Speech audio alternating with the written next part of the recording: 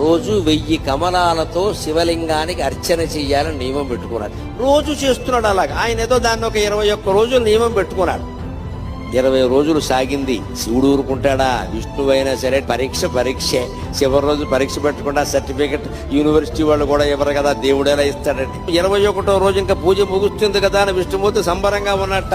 రోజు చెరువులో 1100 కమలాలు పైన పోస్తున్నా, నేను 1000 కోస్తున్నాను, బాగున్నావు చూసి అంచేత అలా అని పెడితే ఆవేళ ఆశ్చర్యకరంగా 999 పూసాయి. ఎంత వెతికినా 1000 కమలం కనపడలేదు.